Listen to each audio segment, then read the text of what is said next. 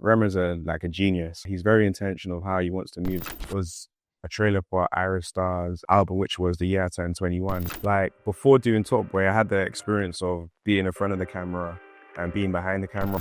And I was like, I'm going to make a short film. And I reached out to NewComma to help me find like actors in that space.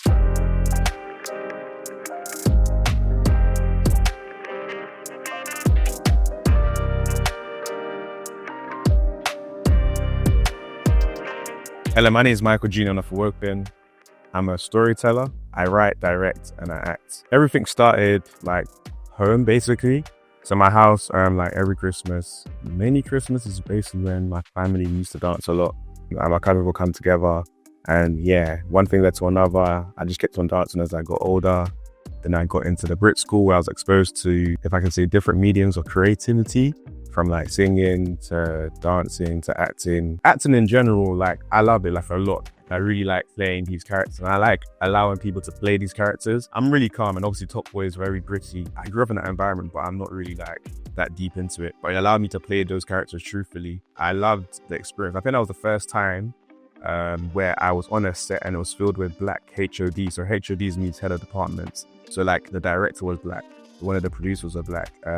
It had black food, which was an experience I wasn't used to. Bear in mind, I was doing commercials and they were like, if I could say, for the wide masses, like UK territory or like global territory, or the Western world basically. But Top Boy is a black story, and it was the first time I was stepping into telling a black story with black people, if that makes sense. And yeah, it was an interesting character. It was really good. It helped, if I can say, give the exposure I needed as an actor. Yeah, I'm always like writing, and I went to Ghana, I think 2022 going to 2023, and the scene was so beautiful. It was so good to see like the diaspora in the same space. And it just, I think one thing I found really intriguing is just how like the Western world view Africa. And it shocks me because there's actually people that actually want to stay in Africa. They don't want to leave. And I found that so amazing. I was like, this is so cool. But the thing is, people don't know that. People just look at it. And I wanted to like, every time I find something new to, I don't know, that changes my perspective, I want to open it to the wider world. So that made me think of a film, and I was like, I'm going to create a film about the December blues. That's what it's called. It's called the December blues, like holiday blues, but it's December blues. It's about music with like blues, jazz, all that stuff. And it's just basically about holiday romance. Because my friend, not like he fell in love, but he found a girl and they just had a beautiful time. He went back to London, she stayed in Ghana, and that's it. And I found that so beautiful, and I really wanted to explore that. And I was like, I'm going to make a short film. And I reached out to NewComma to help me find actors in that space, because obviously I'm from London and I really wanted to work with people in the scene. I found like two out of the three, and they were so good. They were so good, man. They were really good. Yeah, they really helped me, and they really like just embraced me into like, if I can say, the culture of Ghana, and helped me, if I can say, tweak my scripts, because I wanted them to bring their truth. And I wrote down how I imagined the script to be.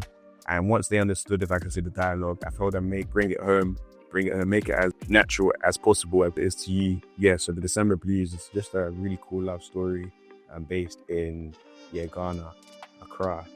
So I have another film that I shot in Ghana as well. I'm a bit of a crazy person. I've done 2 short films in like the space of 4 days.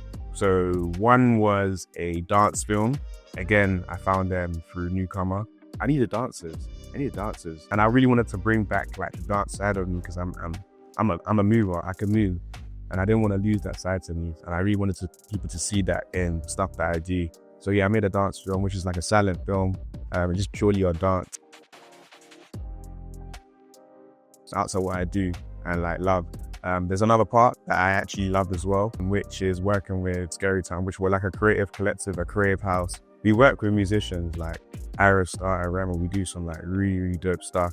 And it's really nice using the same skill sets that I've used, if I could say, within the film and TV and like acting, whether it's behind or front of the camera, and bringing that and helping these clients for musicians like them, and also brands as well. Peter Earthboy, who's a good friend of mine, I actually known him like growing up, who's also like one of the co-founders at Scary Town. And he basically hit me up. We were already in like close proximity because we were just like writing together. And me, I can't even like, I didn't want to write for music the first time when he asked. me if I wanted to do something. Because I'm very much like, I said, no, I'm a storyteller. I'm not gonna do nothing but tell stories that are my own. Then I think as the year turned, we were just still like writing amongst each other. Then Ayra had like a trailer she wanted to make for our album rollout. And I was just like, oh yeah, I'll do that. Yeah, let me just do it. So I wrote my treatment like I normally do. I write my treatments for my short films, like when I'm presenting it to people that I want them to be a part of the project. So there's like, yeah, just write a treatment, then we'll see what they say. Then I wrote a treatment and they were like, yeah, we love it. Like, we love it, we want to shoot it. It was a trailer for Ayra Starr's album, which was the year I turned 21. So obviously, she came to London, we shot the trailer, and it was really good vibes, like working with Ayra. And obviously I brought that storytelling side that I've been, if I could say, honing throughout the years. We worked with her again to give her full album rollout. We kind of like thought of it together. Delenn, who's amazing creative director, amazing producer, Peter, Earthboy, and Richie Scared of Me, and obviously Ayra herself.